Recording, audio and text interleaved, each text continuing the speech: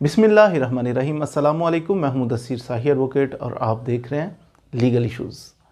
आज का legal issue ये है कि ट्रांसजेंडर्स के ऊपर ये जो ख्वाजा असरा इनके ऊपर लेजिस्लेशन कोई कानून साजी हुई तो वो बहुत गलत हो गई है, नहीं होनी चाहिए थी।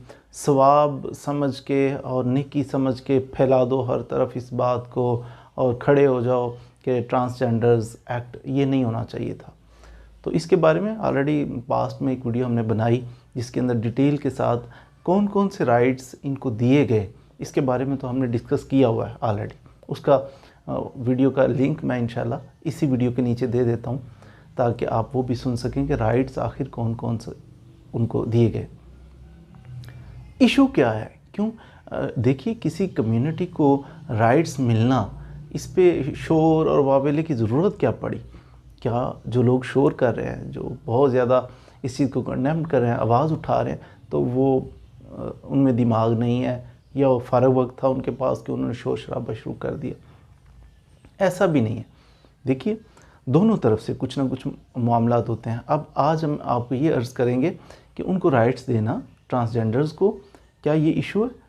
बेसिकली ये इशू है ही नहीं कि ट्रांसजेंडर्स को राइट नहीं मिलने चाहिए।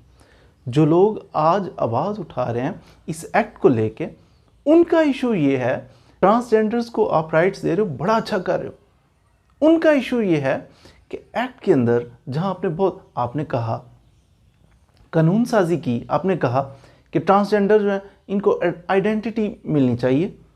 ये जनाब खुद को कहता है ट्रांसजेंडर्स के अंदर भी डोमिनेंट फीचर, ये बेसिकली एक फिज़िकल या सेक्सुअल डिसऑर्डर होता है।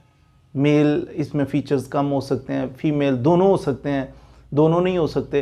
तो इस तरह का ये इनकी कंडीशन होती है कि ये अल्लाह ताला की तरफ से इनमें इनका कोई गुनाह नहीं होता, कोई गलती नहीं होती। अल्लाह ने बस एक आजमाइश के तौर पे ऐसा कर दिया कि डिसऑर्डर है इनके अंदर। जैसे कोई भी इंसान बीमार भी हो सकता है, तो इसी तरह अगर इनके अंदर डिसऑर्डर है तो इसमें इनकी तो कोई कोताही नहीं है ना।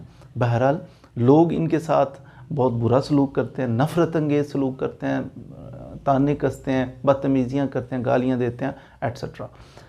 अब इनके ऊपर लेजिस्लेशन होनी चाहिए, इनके राइट्स के लिए अगर कोई कानून साजी होती है तो ये गलत नहीं है, होनी चाहिए। वो भी इंसान है, अल्लाह की मखलूक है, उनकी प्रोटेक्शन होनी चाहिए।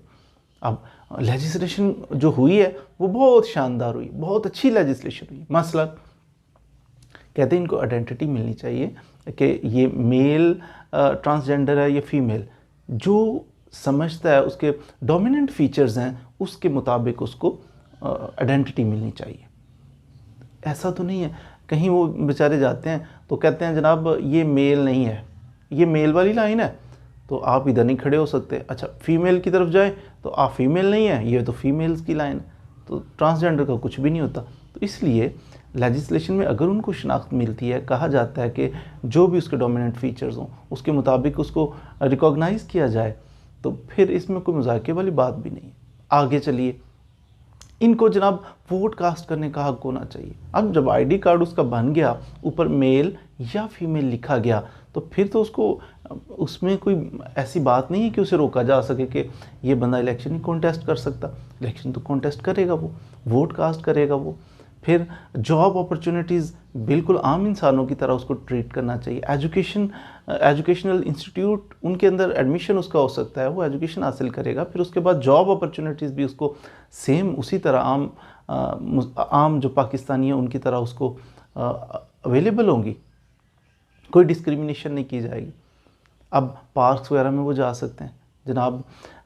कभी हॉस्पिटल्स के अंदर उनको कुछ मसाइल पेश आते थे, मिसाल के तौर पर हॉस्पिटल के अंदर जाते हैं तो ये मेल डॉक्टर है, ये मेल के कुछ मामलात ऐसी पेचीदगियाँ जिनको ये डील करते हैं। इसी तरह फ़ीमेल के लिए भी स्पेशल कुछ डॉक्टर्स होती हैं जो औरतों के मसाइल को डील करती हैं।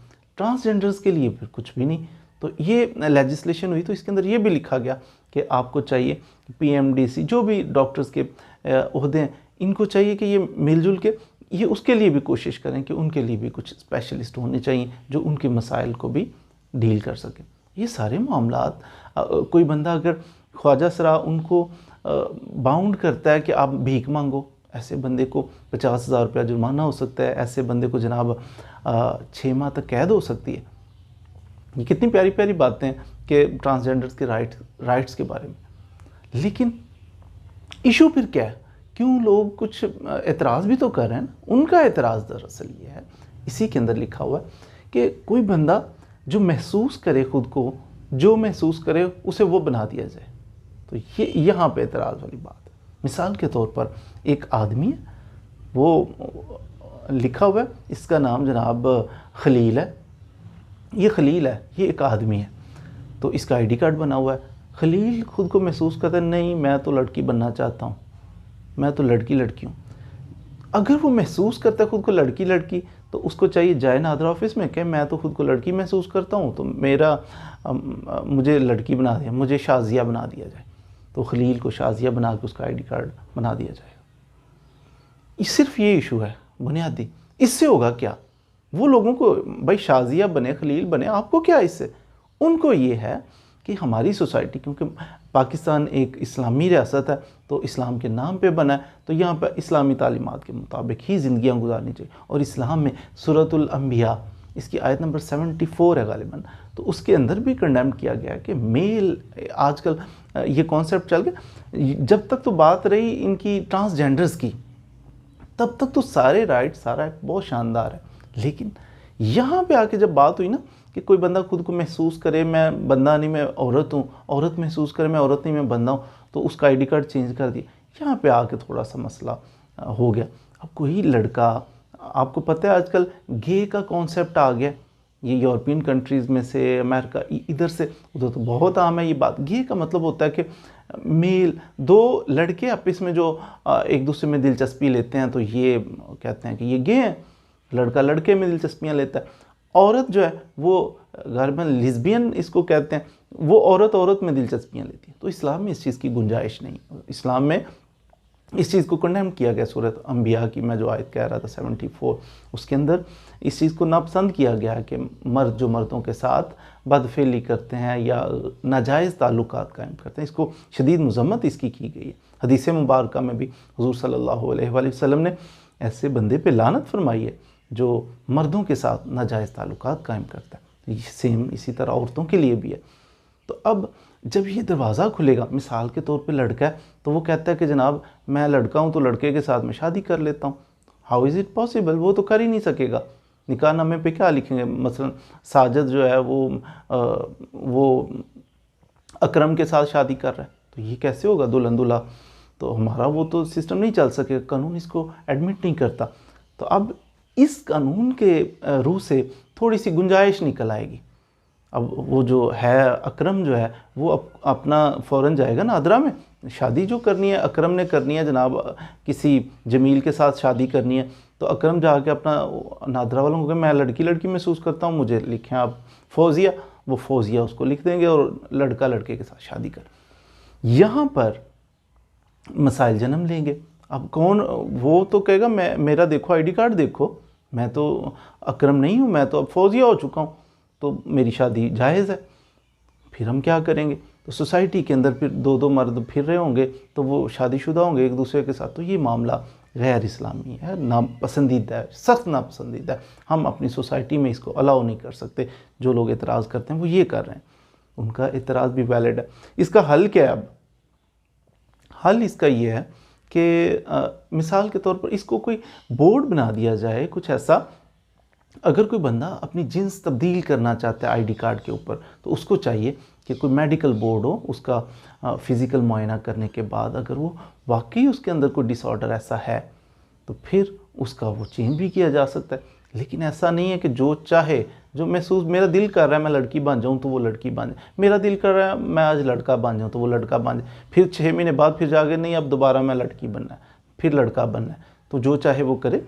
ये यहाँ पे एक एतराज़ वाली बात है और वैलिड है एतराज़ करने वालों का। लेकिन ऐसा नहीं है कि ये कानून सारा जो है हम जिन्स परस्ती की बेसिस के ऊपर बना है, ऐसा नहीं है। ये ट्रांसजेंडर्स के राइट्स की प्रोटेक्शन, बहुत सारे लोगों को, एतराज़ करने वालों को और इसकी फेवर में बोलने वालों को तो इसका कानून का नाम भी नहीं आता होगा।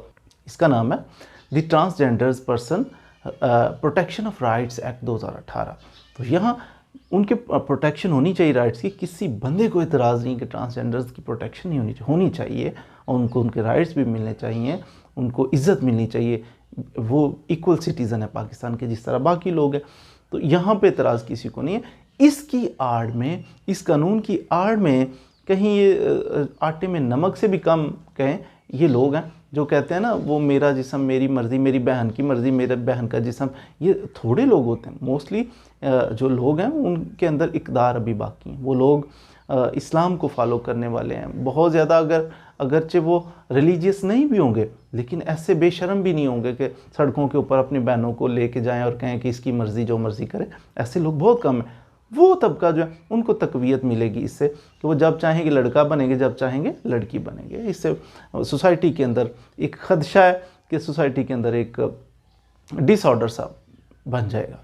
तो बहरहाल जी, इसके ऊपर लेजिस्लेशन होगी। बहुत शानदार कानून है, बहुत आला कानून है। सिर्फ इसके अंदर थोड़ा सा अमेंड कर दिया जाए।